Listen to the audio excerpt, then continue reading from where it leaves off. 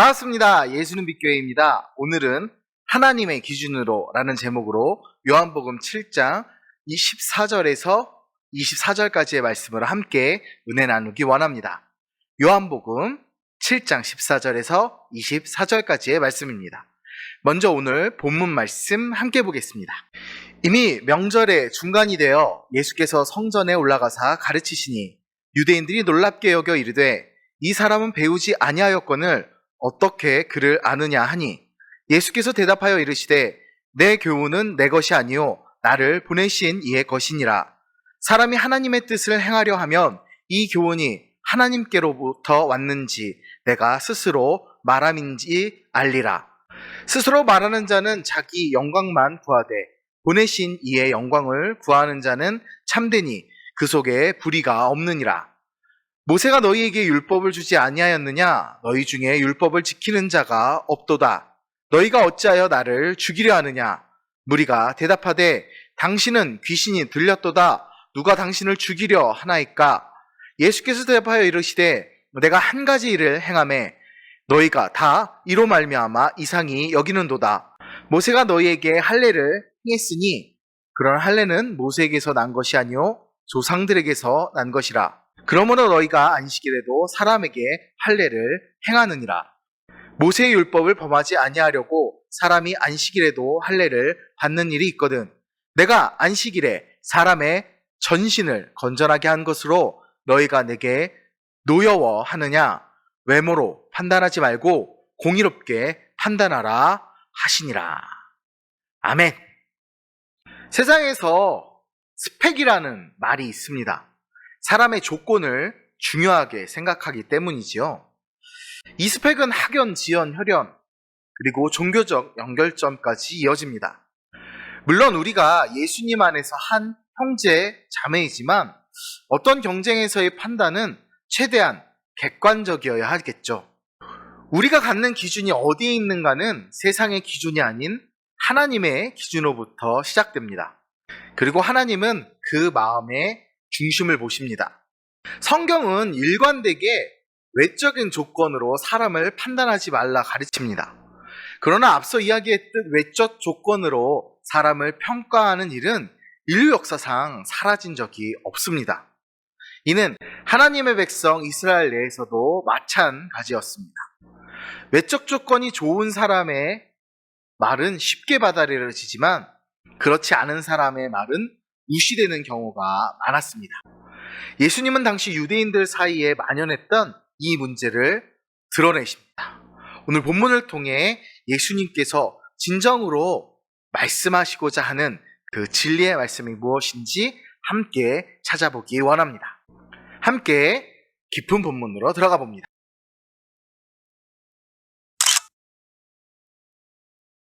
오늘 본문에서 등장하는 레위기 23장에서 소개된 초막절이라는 절기가 있습니다. 이 초막절은 이집트를 탈출한 이스라엘 사람들이 40년 동안 광야에서 초막, 장막, 텐트 생활을 한 것을 기억하고 그때의 하나님의 은혜를 기억하기 위한, 기념하기 위한 유대인의 절기입니다.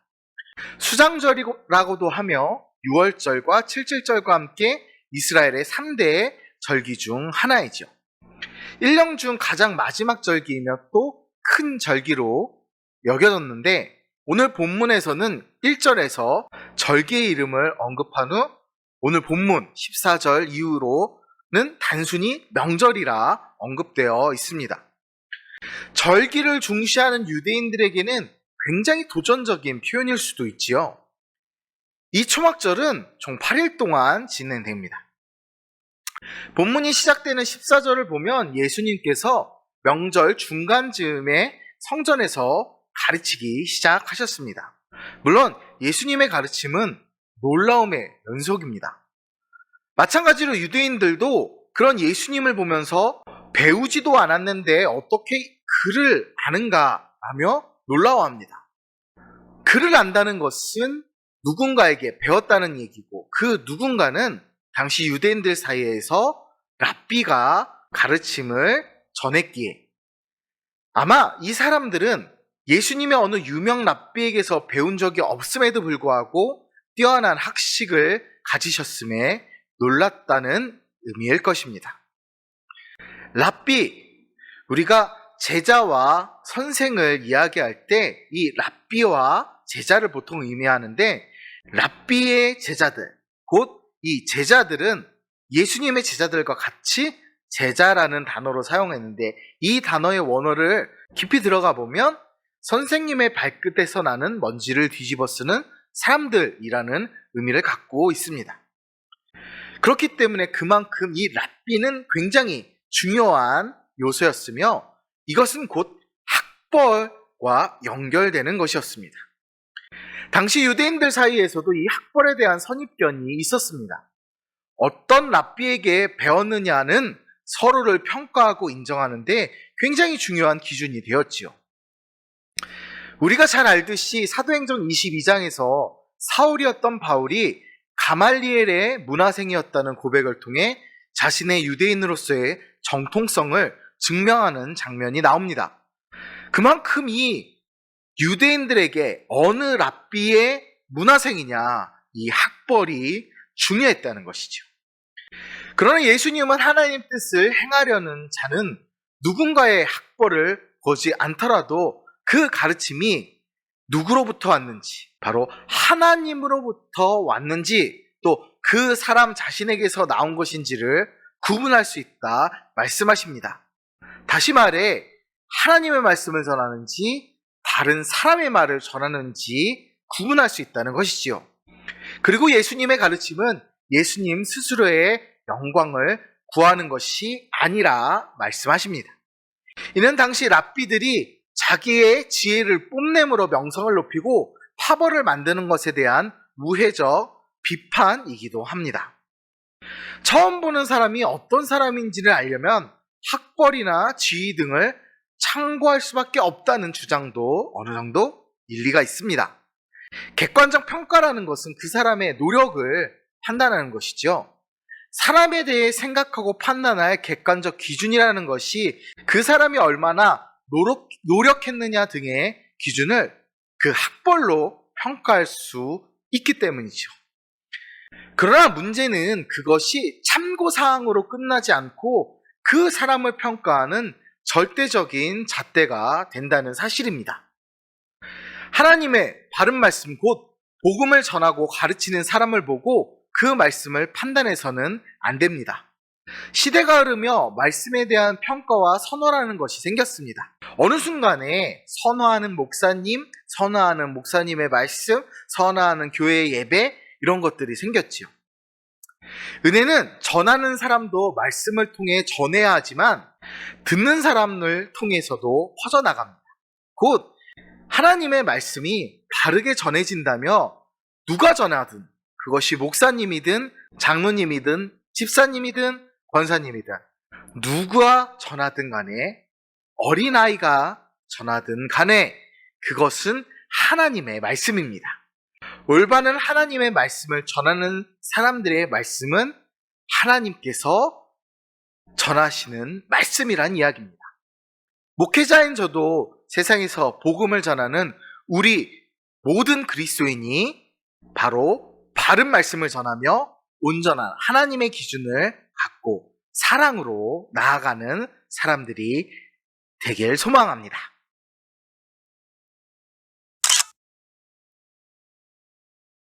본문이 있는 요한복음 5장에 안식일에 38년 된 병자를 고치신 일이 이후 본문 앞선 1절에서 볼 듯이 예수님을 유대인들이 살해하기 위한 이유로 계속 언급합니다.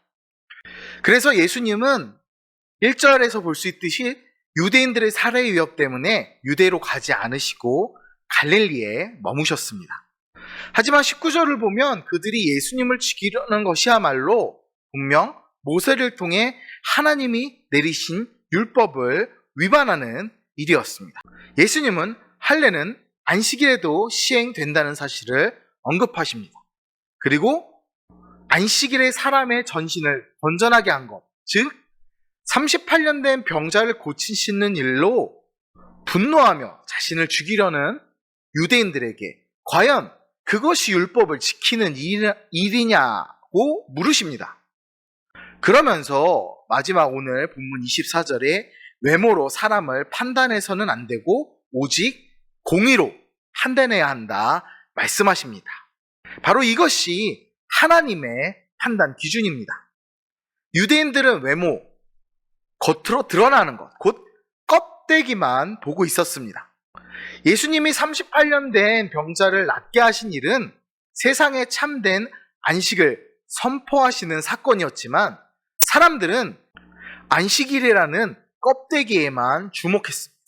그리고 예수님의 가르침을 통해 나타난 탁월한 학식과 지혜를 경험하면서도 그 교훈에 집중하지 않고 예수님이 누구에게서 교육받았는지에 대한 것만 문제 삼았던 것입니다. 그들에게는 본질적인 그리스도의 은혜가 중요하지 않고 오직 자신들의 학식을 뽐낼 수 있는 학벌이나 지연, 혈연 등과 같은 것만 중요한 것입니다.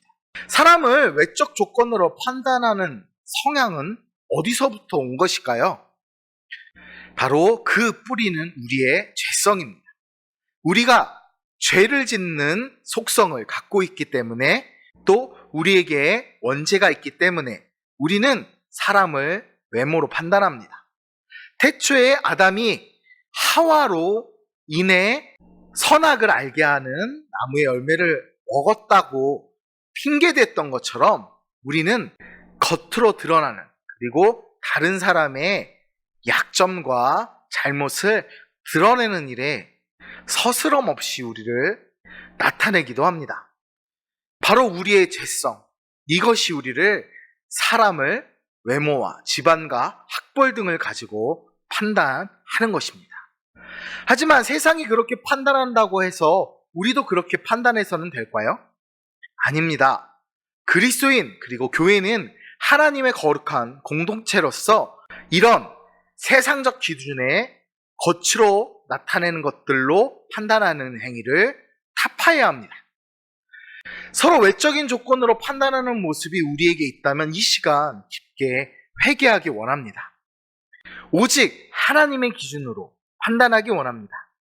우리는 예수 그리스도인의 그 죄성을 씻음 받았습니다.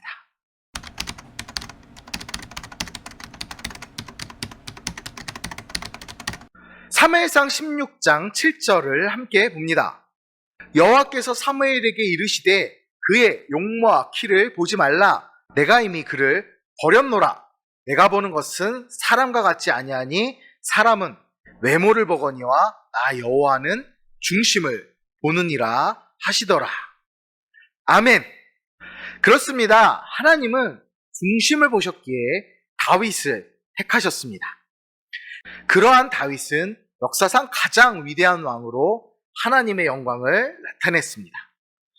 창세기 15장 6절과 로마서 1장 16절 말씀처럼 하나님은 보이는 종교 행위가 아니라 사람의 중심에 있는 믿음을 보시고 의롭다 여기시고 구원하십니다. 사람을 외적 조건으로 판단하는 행위는 명백히 성경적이지 않고 세속적인 것입니다. 우리는 거룩한 하나님의 백성으로서 하나님의 기준을 따라 판단하는 지혜를 가져야 합니다. 예수님은 우리가 세상의 소금과 빛이 되길 원하십니다. 우리는 그리스도의 향기요 편지가 되어 그것을 통해 세상을 변화시키는 자가 되어야 합니다. 예수께서 구원하셨습니다. 바로 그렇기에 우리가 나아갑니다. 오직 그리스도의 의의 길로 나아가는 우리가 되길 소망합니다. 감사합니다.